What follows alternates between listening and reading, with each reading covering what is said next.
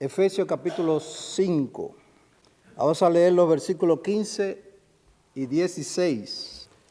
Por tanto, tened cuidado cómo andáis, no como insensatos, sino como sabios, aprovechando bien el tiempo, porque los días son malos.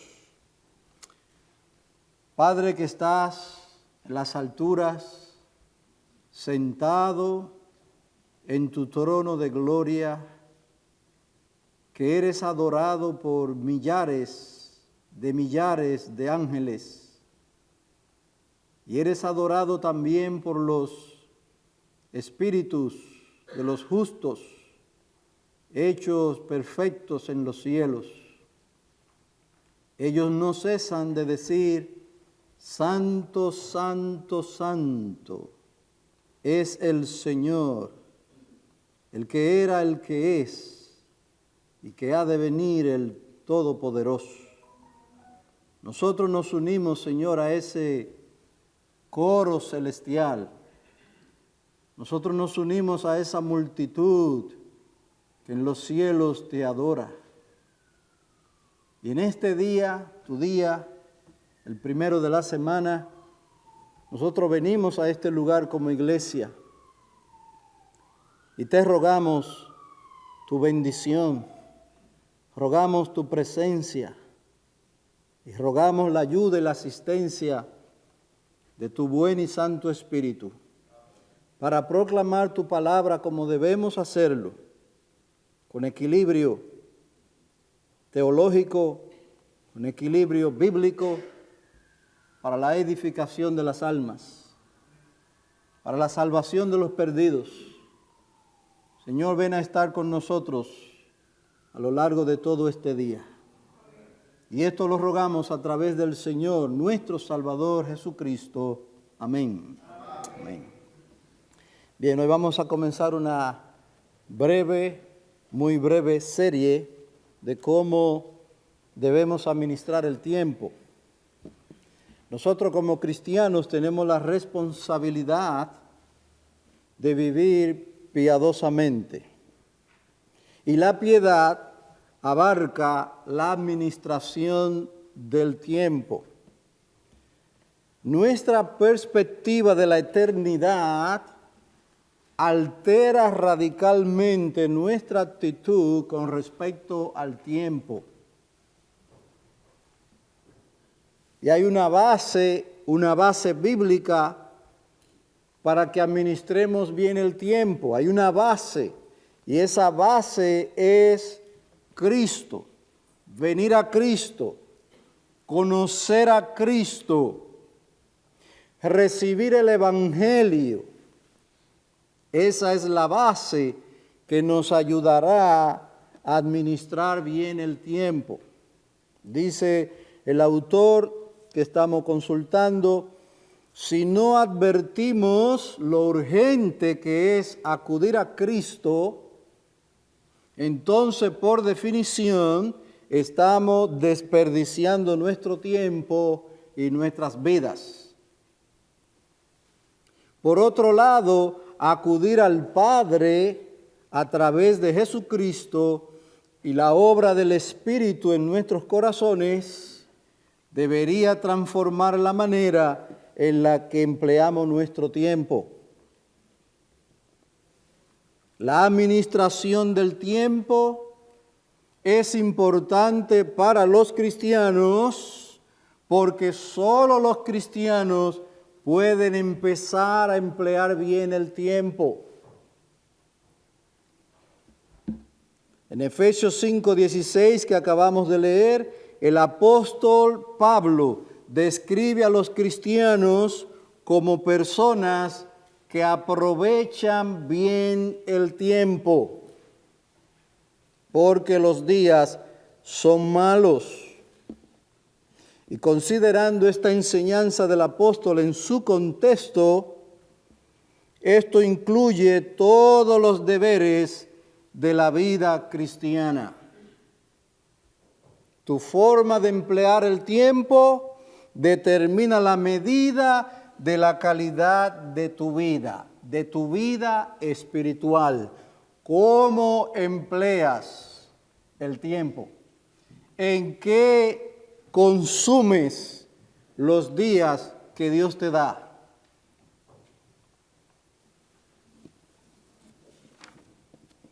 Nosotros como creyentes debemos ser buenos administradores del tiempo. Oiga la palabra, hermanos, administradores, mayordomos de algo que se nos concede. Dios da dones. Todo lo que tenemos Dios nos lo ha dado, sea material o sea inmaterial, sea algo físico palpable o algo no palpable como el tiempo. El tiempo no se puede palpar, pero el tiempo o los días que vivimos en este mundo es un don de Dios. Y nosotros debemos ser administradores de los dones de Dios para con nosotros. Nosotros somos administradores, mayordomos. Dios es el dueño de nuestras vidas. Dios es el dueño de nuestro tiempo. Digo nuestro, pero realmente el tiempo le pertenece a Dios. Como veremos, Dios, el tiempo que el Señor nos da, porque Él es quien nos da los días, los meses y los años. Es Él quien decide cuánto vamos a vivir. Él es quien decide. Es cierto, nosotros hacemos muchas cosas para alargar nuestra vida, la calidad de nuestra vida. Una buena alimentación para vivir más años, o los años que vivamos, lo vivamos en salud. Todo eso está incluido, pero Él es quien decide cuánto vamos a vivir, no nosotros.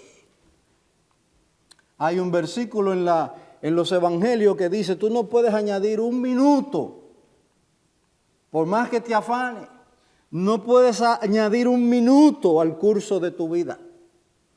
Porque el que está en control absoluto del tiempo que hemos de pasar en este mundo es el Señor.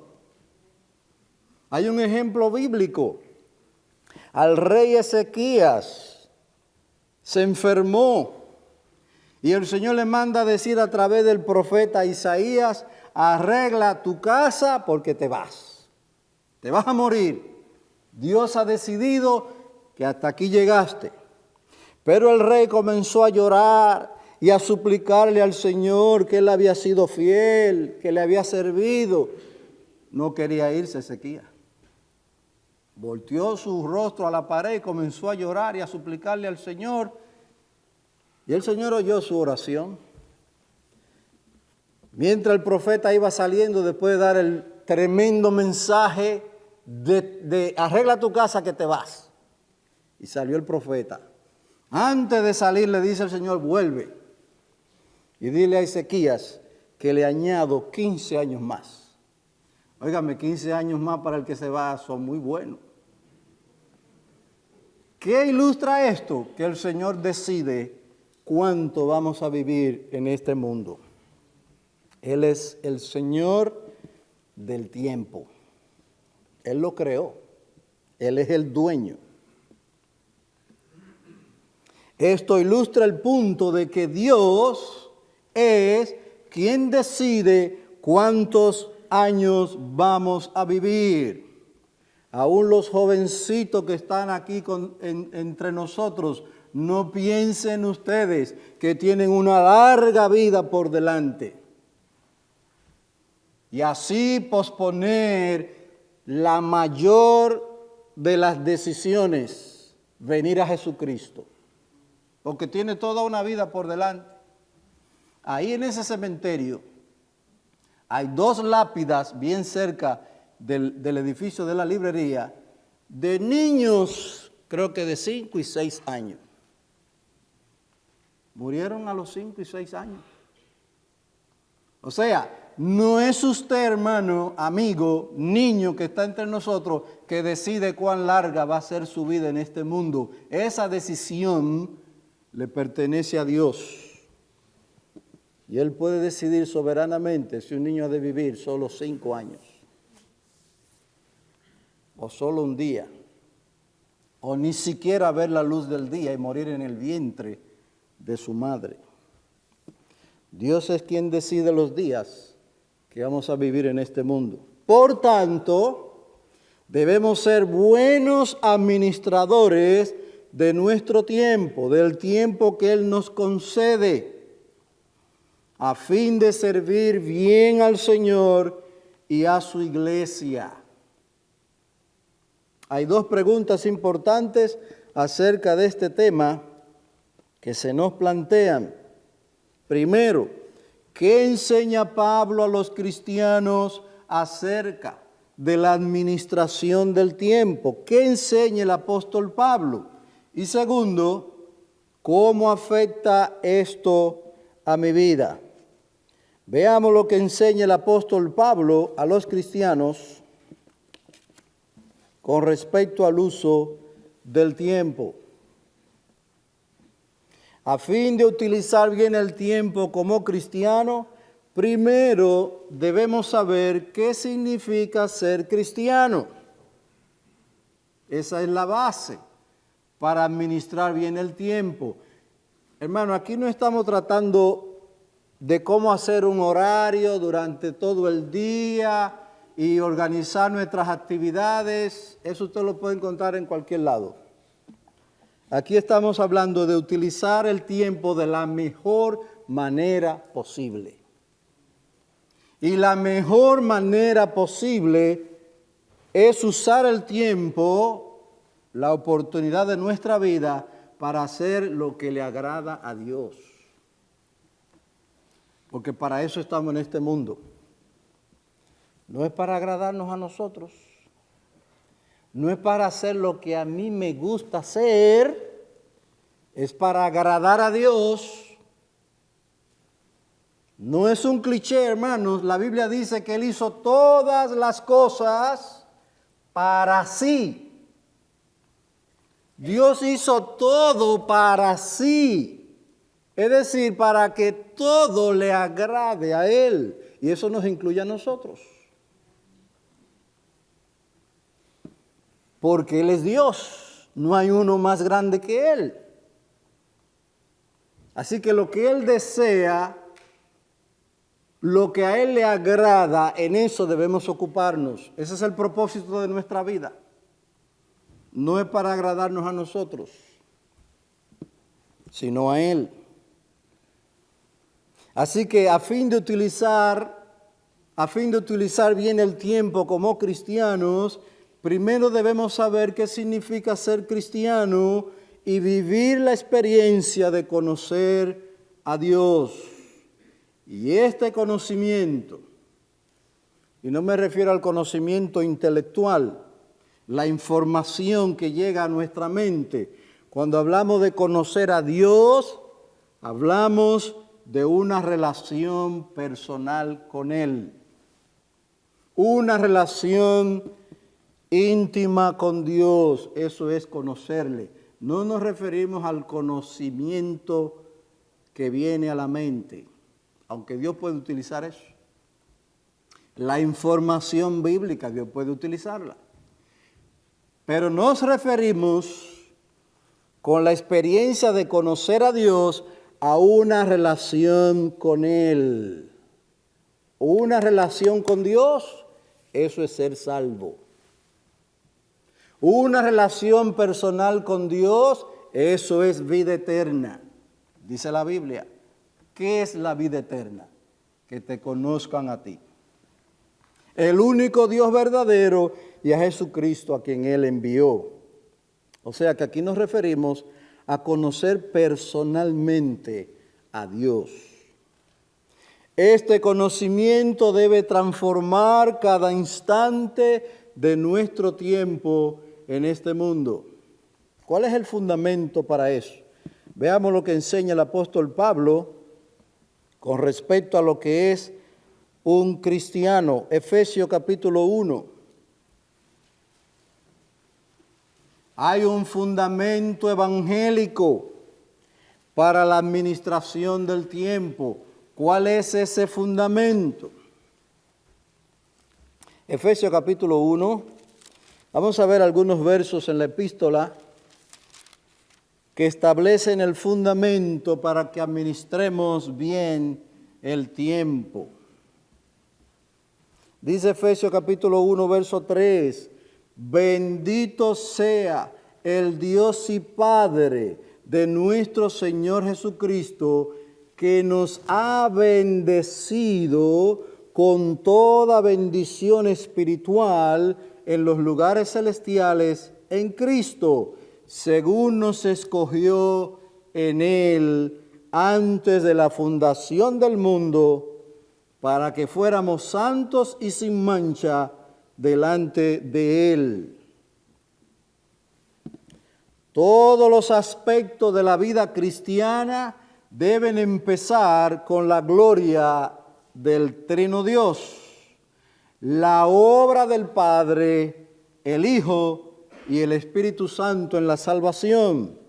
Pablo comienza exponiendo la gloria del Evangelio. La gloria del Evangelio en términos de la gloriosa obra del Padre, el Hijo y el Espíritu Santo. Dice la Biblia que el Padre nos ha bendecido. Sí, el Padre bendice a los creyentes en Cristo. Hermanos, hemos sido el objeto de la bendición de Dios. Objetos pasivos. Esto fue decisión de Dios. No participamos en esto. Él decidió, como dice el versículo 4, según nos escogió en Él antes de la fundación del mundo. No existíamos, no éramos nada y ya Dios tenía planes con nosotros. Esto es una obra enteramente de Dios y nosotros somos el objeto de la obra de Dios. ¿Qué decidió el Señor? Escoger a una multitud de hombres y mujeres antes de hacer el mundo. Esta es la declaración bíblica. Lo que quiere decir, hermanos y amigos, que la elección de Dios de su pueblo no fue basado en algo que ellos hicieron bien, sino basada en la decisión de Dios. Dios decidió bendecirnos voluntariamente, libremente, sin méritos personales, según nos escogió en Él. Cada vez que uno piensa en eso, dice, ¿por qué? ¿Cómo es esto posible? Hay un himno nuestro que dice, ¿por qué me hiciste oír tu voz? La elección de Dios es incondicional. No vio en ti que tú ibas a creer. No, hermano, hay muchos libros que enseñan eso, que la elección de Dios es basada en mirar el futuro y ver quién va a creer y entonces elegirlo. Eso es falso, de toda falsedad, porque pondría la razón en el hombre y no en Dios. No, Dios no vio que nosotros íbamos a creer. Lo que Dios vio es que nos íbamos a apartar, que íbamos a vivir en pecado. Oye, si es por ver de antemano Él debería decidir mandarnos al infierno. Pero no. Lo que Él decidió fue, y basado en su propio amor, óigame, decidir amar a alguien que no es amable es algo grande. Porque Dios decidió amar a pecadores, hombres y mujeres malos. Y el Señor se lo dijo a los apóstoles, si ustedes siendo malos saben dar cosas buenas a sus hijos, ¿cuánto más el Padre Celestial? Le dijo a los apóstoles, si ustedes siendo malos. Así que, hermanos, Dios decidió escogernos, elegirnos desde antes de la fundación del mundo.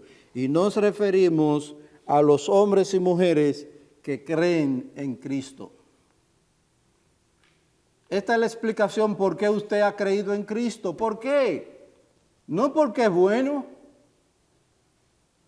¿Por qué usted ha creído en Cristo? Porque Él lo escogió para que crea. Si no, usted nunca cree.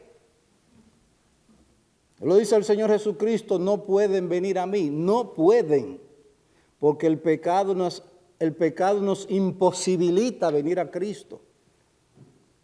El pecado nos imposibilita creer en Cristo. ¿Por qué usted ha creído? Porque ha sido escogido desde antes de la fundación del mundo. Por eso la gloria es solo de Dios. Uno lo que hace es asombrarse de que estamos en Cristo.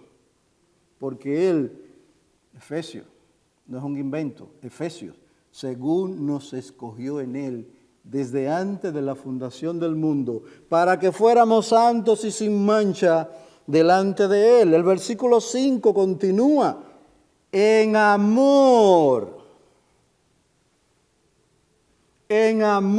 nos predestinó para adopción como hijos mediante Jesucristo, conforme al beneplácito de su voluntad. No solamente nos escogió en Cristo antes de la fundación del mundo, y ya esa expresión antes de la fundación del mundo indica no fue por mérito tuyo. No fue por tu linda cara, como decimos de donde vengo. Por tu linda cara.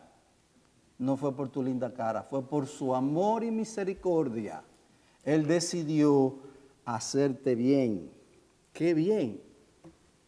Destinarte para creer en Cristo, predestinarte. Y esto significa preparar un destino antes.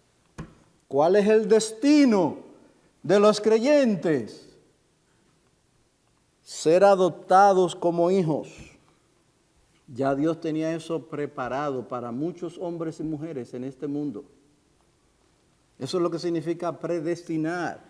Preparar un destino antes, ser adoptados como hijos para sí mediante Jesucristo.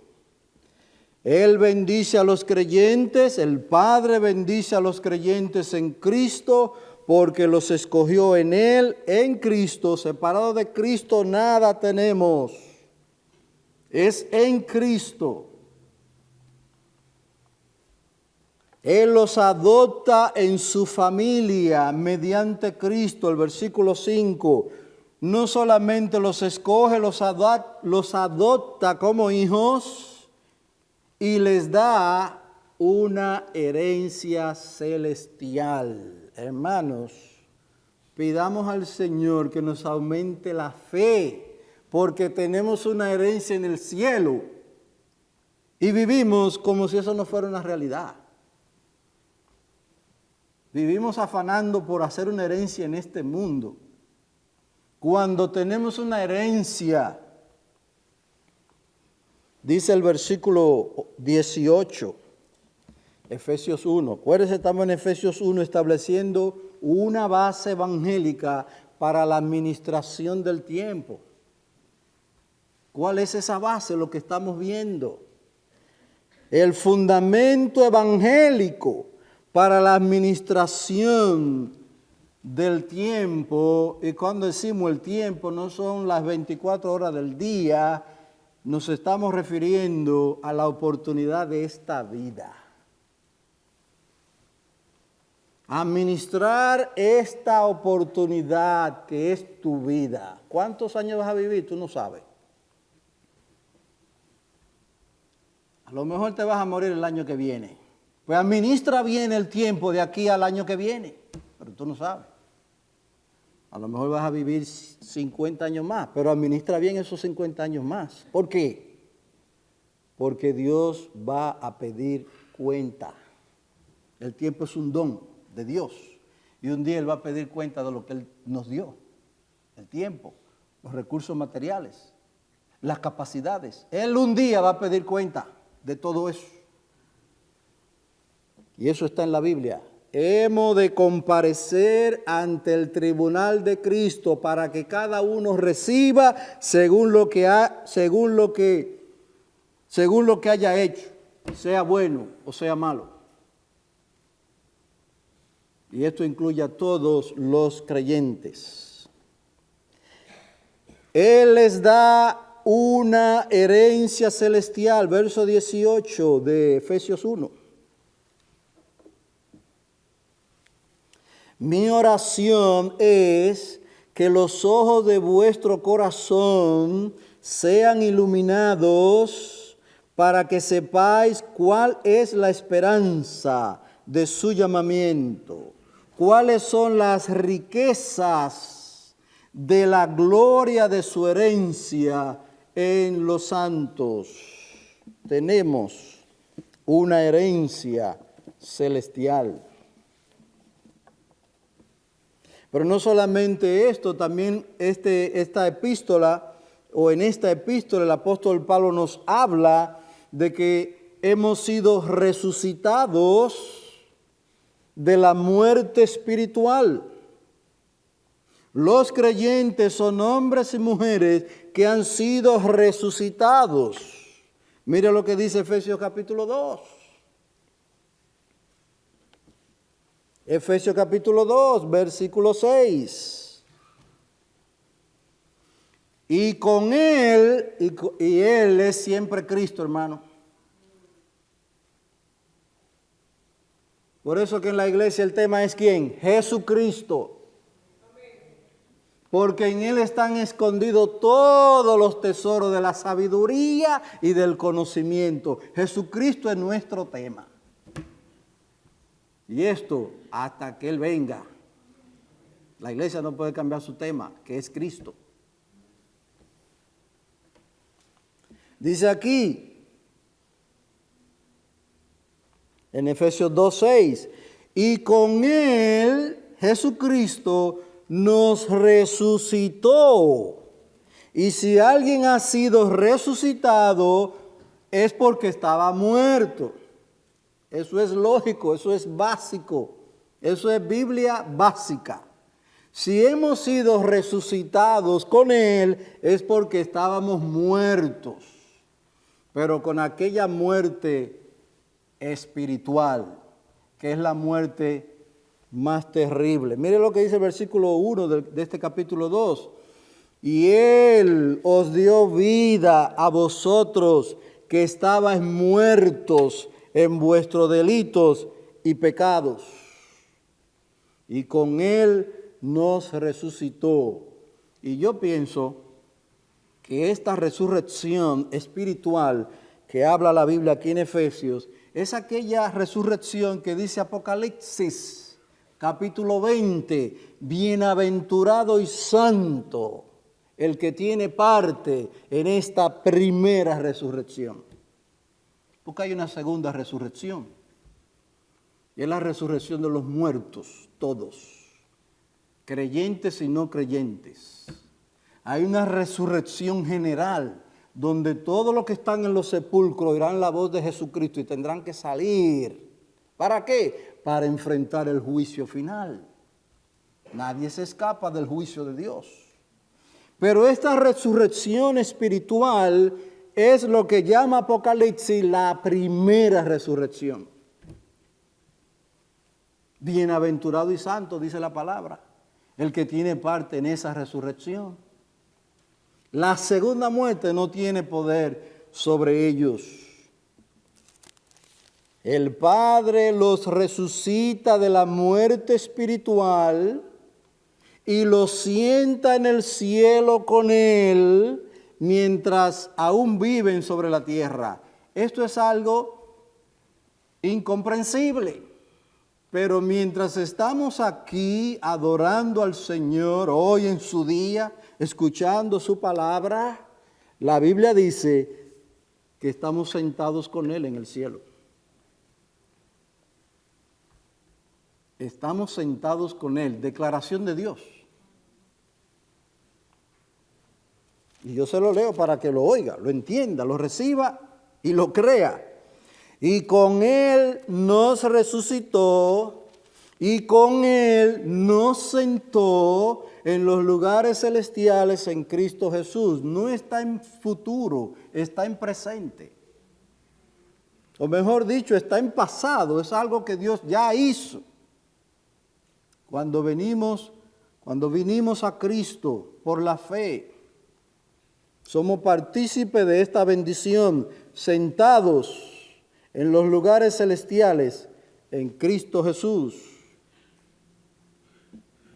El Hijo redime a los creyentes del pecado mediante su sangre. La palabra redimir es pagar un precio.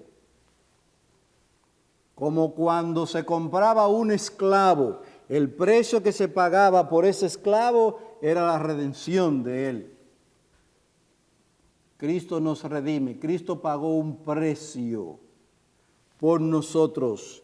Y esto incluye todo de nosotros. Nuestra alma fue comprada. Nuestro cuerpo fue comprado. No separe una cosa de la otra. Cristo pagó por la salvación de nuestra alma. Cristo pagó el precio de nuestros pecados. Pero no solo incluye el alma, nuestro cuerpo está incluido. Eso es lo que dice primero a los Corintios. Glorificad pues a Dios en vuestro espíritu y en vuestro cuerpo, los cuales son de Dios. Pero no solo compró el alma y el cuerpo, compró nuestro tiempo. Usted sabe, hermano, que Cristo pagó por el tiempo nuestro que vamos de vivir en este mundo. Él pagó por ese tiempo. Así que nuestro tiempo ha sido redimido. Un precio Cristo pagó por nuestro tiempo en este mundo. Por eso la palabra dice, redimiendo bien el tiempo, porque ya fueron redimidos para Cristo. Él pagó por ello. Él redime a los creyentes del pecado mediante su sangre. Los perdona conforme a las riquezas de su abundante gracia.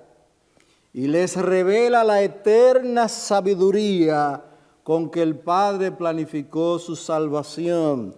Dice la Biblia que a nosotros se nos ha concedido sabiduría. Sí, Efesios 1:8. Efesios 1:8. Quiero leer el 7 también.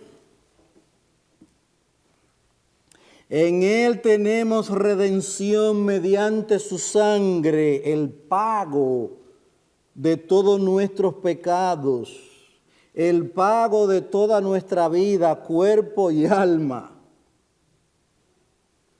El perdón de nuestros pecados según la riqueza de su gracia, que ha hecho abundar para con nosotros en toda sabiduría y discernimiento. Cristo nos ha dado sabiduría, pero debemos crecer aún más y más en esta sabiduría. El hecho de usted reconocer sus pecados y venir humillado a los pies de Cristo, eso es de sabios. El que permanece plantado en sus pecados, no se arrepiente, no se aparta de su pecado, es un necio. Le falta sabiduría. Pero Él ha hecho abundar para con nosotros, y está hablando de la iglesia, los creyentes, Él ha hecho abundar para con nosotros en toda sabiduría y discernimiento, y nos dio a conocer el misterio de su voluntad, según el beneplácito que se propuso en Él. Sí, Cristo nos revela la eterna sabiduría. En su abundante gracia les revela la eterna sabiduría con que el Padre planificó su salvación. Cristo da vida a personas que estaban muertas en delitos y pecados. Los reconcilia con Dios y los reconcilia entre ellos. No me venga con el cuento de que yo estoy bien con Dios y mal con los hermanos. Eso no compagina.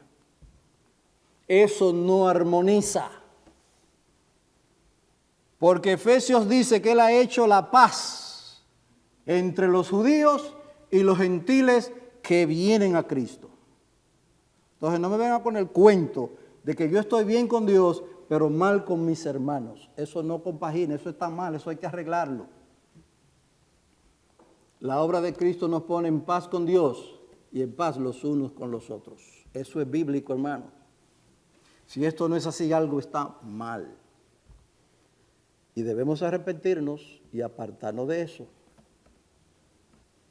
Porque Efesios dice que de ambos pueblos Él ha hecho uno.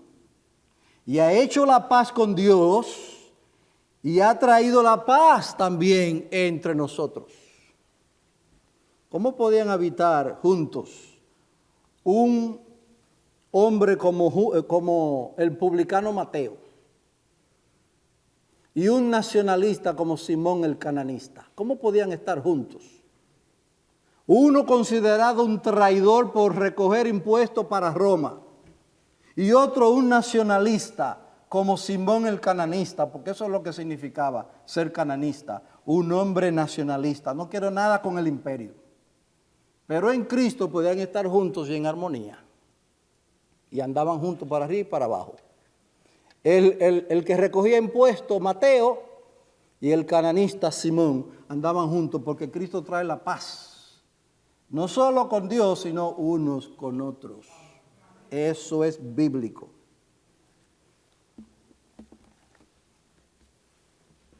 Los reconcilia con Dios y entre ellas, a esas almas, a esos hombres y mujeres, han sido reconciliados con Dios y han sido reconciliados unos con otros. El Espíritu Santo es el sello que confirma que los creyentes pertenecen a Dios. El Espíritu Santo es las arras de la herencia que esto han de recibir del Padre a través del Hijo. Eso lo dice Efesios 1:13, que habiendo oído el Evangelio y habiendo creído, fuimos sellados con el Espíritu Santo. Hay otro pasaje en Apocalipsis que el Señor le dice a uno de los ángeles: no hagan daño a la tierra hasta que hayan sido puesto el sello. Y yo pienso, no dogmáticamente, que se refiere a esto, al sello del Espíritu Santo. Dios dice: no hagan daño a la tierra hasta que hayan sido sellados los siervos de Dios, hombres y mujeres que creen en Cristo, que reciben y han recibido el sello del Espíritu Santo. Esa es una señal de que somos propiedad de Dios. Es un sello porque coloca sobre ellos el cuño de propiedad de Dios, como se sellaba o se sella los animales hasta con fuego. Y ya está la señal a quién pertenece. Los hombres y mujeres que han creído en Cristo tienen un sello, tienen una señal. Dios los conoce, tienen su Espíritu. Se nos ha dado el Espíritu Santo. Es nuestra garantía, el Espíritu Santo, porque aquellos que tienen comunión con Él, tienen comunión con el Señor Trino del cielo, Padre, Hijo y Espíritu Santo. Por su poder, los cristianos empiezan a vivir como ciudadanos celestiales. Hermano, diga y viva lo que dijo Cristo. Ellos están en el mundo, pero no son del mundo. Vivamos como ciudadanos celestiales. Las leyes primarias que debemos observar son las leyes del cielo. Esas deben estar por encima de las leyes humanas. Y aquellas leyes humanas que contradigan las leyes del cielo, no estamos obligados a someternos a ellas, sino a la ley del cielo. Como dijeron los apóstoles, es necesario que obedezcamos a Dios antes que a los hombres. Finalmente, hemos puesto un fundamento bíblico, un fundamento evangélico. Todas las personas de todas las naciones y culturas, tanto judíos como gentiles, tienen el mismo acceso a Dios cuando acuden al Padre por medio de su Hijo y a través de su Espíritu. Y todo esto Dios lo ha hecho para su gloria, para la alabanza de la gloria de su gracia. El tiempo no nos da, pero este tema ha de seguir si Dios concede, la próxima semana o cuando Dios conceda. Pero el punto es este, hermano, que esta base que hemos presentado en esta mañana y que presenta Pablo en su epístola, esta es la base para el mandamiento de administrar bien el tiempo. Dice Pablo en Efesios 4:1. Efesios 4:1. Yo pues, prisionero del Señor, os ruego que viváis de una manera digna de la vocación con que habéis sido llamados. Este es el punto.